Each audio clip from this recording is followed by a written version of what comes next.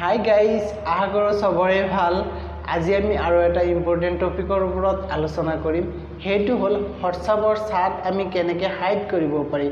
ধৰক আমি গাৰ্লফ্ৰেণ্ডৰ লগত বা বয়ফ্ৰেণ্ডৰ লগত কথা পাতিছোঁ আৰু ইয়াত ভাল কথাও থাকিব পাৰে, বেয়া কথাও থাকিব পাৰে। আমি যদি চাটটো হাইড কৰি দিওঁ তেনেহ'লে আমাৰ মোবাইলটো বেলেগে চলে, সেইবিলাক গম নাপায়।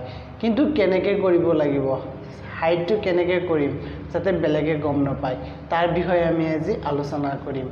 বলক মই ভিডিঅ'টোত প্ৰেক্টিকেলি দেখুৱাই দিছোঁ।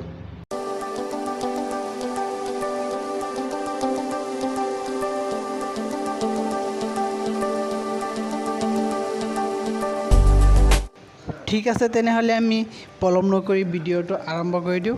প্ৰথমতে আমি নিজৰ হোৱাটছআপত সোমাই যাওঁ। হোৱাটছআপত সোমাই গৈ এতিয়া আমি যিটো নাম্বাৰ হাইড কৰিম সেই নাম্বাৰটোত আমি ক্লিক কৰোঁ। ধৰক তেনেকুৱাকৈ আপোনালোকৰ কাৰোবাৰ প্ৰেমিক থাকিব পাৰে, প্ৰেমিকা থাকিব পাৰিব বা তেনেকুৱা ইম্পৰ্টেণ্ট বন্ধু থাকিব পাৰে যাৰ চাট আপুনি বেলেগক দেখুৱাব নোখোজে। তেওঁৰ নাম্বাৰটো আপুনি হাইড কৰিব। ঠিক আছে, মই দেখুৱাই দিছোঁ মোৰ প্ৰেমিকাৰ নাম্বাৰটোকে হাইড কৰিম কেনেকৈ, বা যিমানটো চিলেক্ট কৰিব একেলগে সিমানটোকে হৈ যাব। ঠিক আছে, মই এইটোকে হাইড কৰি দেখুৱাই দিছোঁ।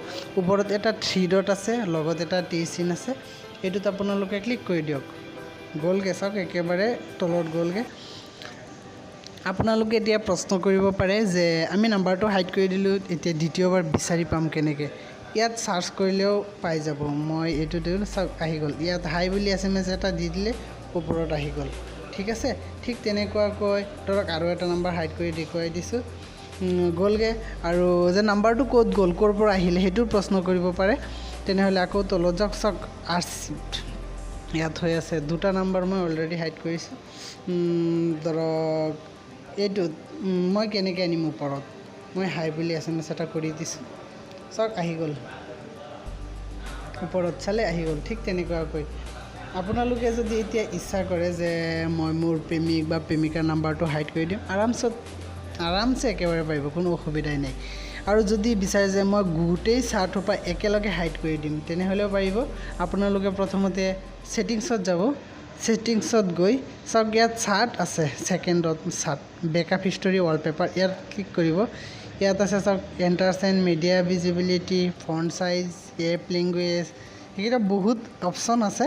বাৰু আমি চাৰ্টৰ বিষয়ে আলোচনা কৰিছোঁ, তেনেহ'লে একেবাৰে তলত চাওক চাৰ্ট হিষ্টৰী, ইয়াত ক্লিক কৰক। ক্লিক কৰি আপোনালোকে চাওক আৰ্চিভ অল চাৰ্টছ, ইয়াত ক্লিক কৰিলে মোৰ গোটেই চাৰ্ট হ'ব মানে হাইড হৈ যাব। আৰু তেনেকুৱাকৈ হাইড কৰি থ'লে আপোনালোকৰ ঘৰৰ মানুহে বা নিজৰ মানুহবিলাকে যাৰ পৰা আপোনালোকে লুকাই থ'ব বিচাৰে তেওঁলোকেতো গম নাপায় আপুনি কাৰ লগত চাট কৰিছে, কি চাটিং কৰিছে। আপোনাৰ চাটিং সোপাও থাকি গ'ল, কিন্তু এই সোপা লুকায়ো থাকিলে।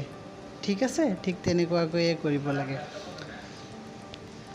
নিশ্চয় বুজিব পাৰিছে। যদি বুজিব পাৰিছে আৰু ভিডিঅ'টো ভাল লাগিছে তেনেহ'লে লাইক দিব, শ্বেয়াৰ কৰিব আৰু চেনেলটো ছাবস্ক্ৰাইব কৰিব। আৰু ভিডিঅ'টো সম্পূৰ্ণ চোৱাৰ বাবে ধন্যবাদ।